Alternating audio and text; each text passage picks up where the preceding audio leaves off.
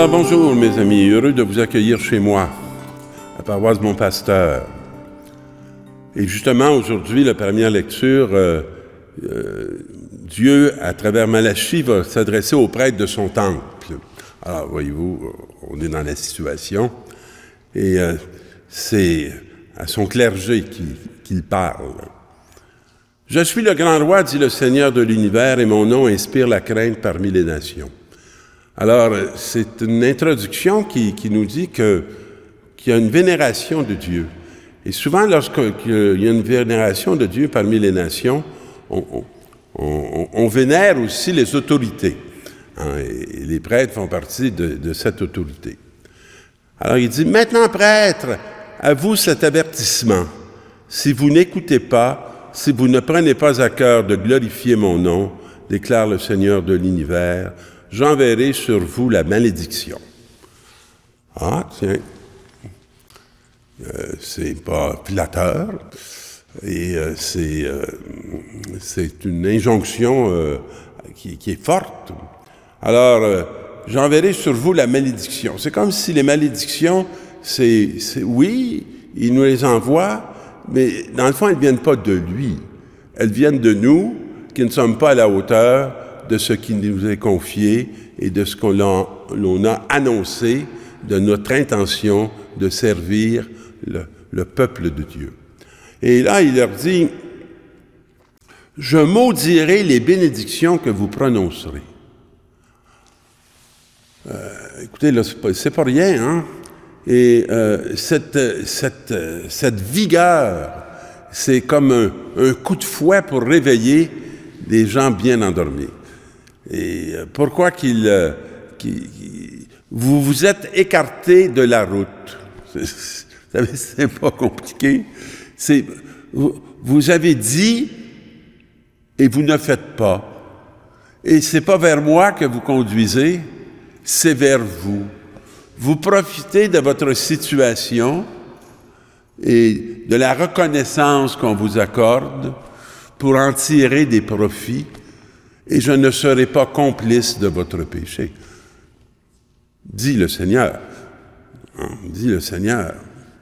Alors, vous avez écarté la multitude, et vous avez fait de la loi une occasion de chute pour la multitude. Et comment ils ont fait ça? Vous avez perverti mon alliance avec vous. Alors, vous ne vous êtes pas tourné vers moi. À mon tour, je vais vous déconsidérer, abaisser devant tout le peuple, vous abaisser devant tout le peuple, puisque vous n'avez pas suivi mes chemins, agi avec partialité, en accommodant la loi. Pour vous faire aimer, vous n'avez pas dit la vérité. Vous avez trompé et vous avez perdu les gens que je vous avais confiés pour leur salut.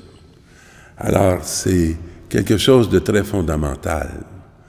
Pourquoi nous trahir les uns les autres, profanant ainsi l'alliance de nos pères? Et là, je pourrais vous donner une multitude d'exemples pour vous dire que ça continue. Ça continue. Et de tous les temps et de toutes les époques, on va concéder beaucoup sur le péché pour ne pas être exigeant, pour être reconnu plutôt que méprisé.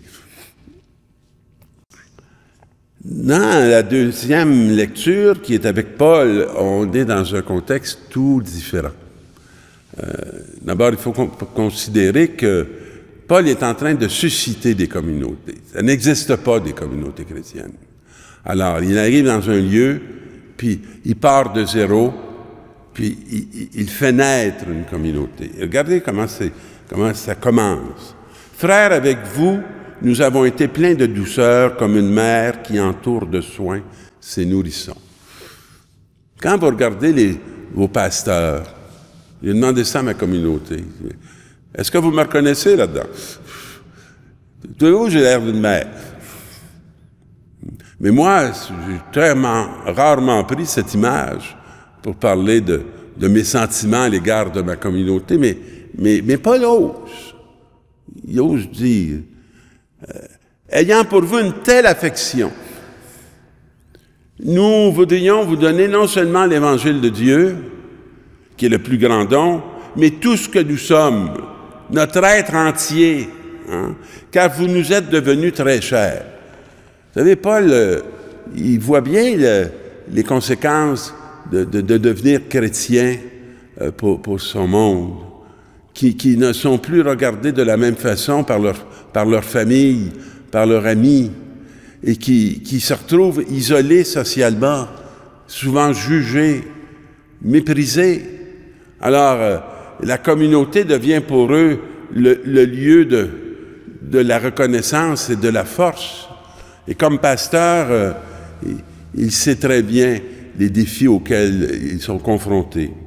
Et lui, il dit, mais nous, on a travaillé nuit et jour pour n'être à la charge de personne. On n'a pas tiré profit de ce qu'on vous a appris et révélé. C'est pas pour nous qu'on l'a fait. C'est pour vous. Mais nous, on a reçu la récompense. Et la récompense, c'est que nous, on vous a annoncé l'Évangile et on ne cesse de rendre grâce à Dieu pour ce que vous êtes devenus. Vous êtes notre fierté. Qui n'a pas eu besoin d'entendre de son père et de sa mère qu'ils étaient fiers de ce qu'ils devenaient, qu'ils étaient reconnus, hein, qu'ils étaient aimés.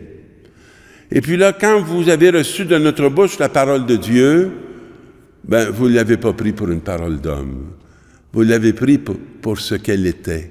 C'était pas notre parole. C'était Dieu qui, à travers nous, vous parlait. Mais la parole de Dieu qui est à l'œuvre en vous, les croyants. Et vous l'avez reçue et vous l'avez incarnée. C'est une communauté chrétienne. Puis, dans l'Évangile, Jésus va s'adresser aux autorités religieuses de son temps. Et il déclare à la foule et à ses disciples. Et c'est important de savoir à qui il parle. Hein? Il n'est pas en train de parler aux scribes et aux pharisiens, il est en train de parler des scribes et des pharisiens à la foule et à ses disciples. Et il dit ceci, « Les scribes et les pharisiens enseignent dans la chair de Moïse, pratiquez donc et observez tout ce qu'ils peuvent vous dire, mais n'agissez pas d'après leur acte. » C'est comme s'il veut les prévenir de ne pas se laisser tromper, de ne pas se laisser égarer. Il n'invite pas au mépris, hein? Faites ce qu'ils vous disent. Il reconnaît qu'ils disent la vérité, mais il voit que eux, ils ne font pas et n'accomplissent pas ce qu'ils disent. Car ils disent et ne font pas. Hein, c'est les mots mêmes du texte. Ils lient de pesants fardeaux et en chargent les épaules des gens, mais eux-mêmes ne veulent pas les remuer du doigt. Alors, ils alourdissent vos vies. Et ce qu'ils vous disent de faire comme ils ne le font pas, ils vous le laissent faire sans eux. Et ils ne prennent pas leur part à la charge et au poids. Qu'est-ce qu'ils font? Ils agissent toujours pour être remarqués des hommes. Pas pour que les hommes voient la présence de Dieu, mais les voient eux. Ils veulent se faire voir, alors que leur mission, c'est de révéler la présence de Dieu. Et pour ça, ils aiment les places d'honneur dans les repas, les premiers rangs dans les synagogues, les salutations sur les places publiques. Ils aiment recevoir des gens le titre de rabbi. Alors, Dieu est complètement absent de tous ces désirs, hein, qui sont cachés au fond de leur cœur. Ils profitent de la reconnaissance qu'ils ont. Hein. Ils abusent de leur pouvoir. Pour vous, ne vous faites pas donner le titre de rabbi, car vous n'avez qu'un seul enseignant.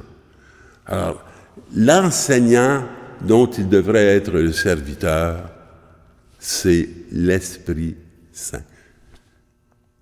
Vous n'avez qu'un seul enseignant. Vous êtes tous frères. Vous savez, moi, quand je vais arriver au ciel, là, Saint-Pierre ne me dira pas « Bonjour, monsieur l'abbé. » Ça n'existe plus, monsieur l'abbé. Ça n'a plus de sens. Alors, on est tous égaux devant Dieu. Hein? Et ne vous donnez à personne sur terre le nom de Père, car vous n'avez qu'un seul Père. C'est ce que Jésus-Christ nous a appris. Hein? Et lui-même, ce qu'il a vécu, une présence continuelle dans le Père. Celui qui est aux cieux. Et ne vous faites pas non plus appeler maître, car vous n'avez qu'un seul maître, le Christ, qui vous apprend à passer de la mort à la vie. Le plus grand parmi vous sera votre serviteur. Le serviteur authentique, il ne veut pas se faire voir, il s'efface. Il s'efface pour laisser la place à l'autre qui est beaucoup plus important que lui et qui est Dieu, le maître de l'univers. Qui s'élèvera sera abaissé et qui s'abaissera sera élevé. Et alors il nous propose un chemin d'élévation qui est celui de l'abaissement. Je vous invite à méditer longtemps et à regarder votre quotidien pour voir s'il ressemble à celui de Jésus le Christ. Bonne semaine, mes amis.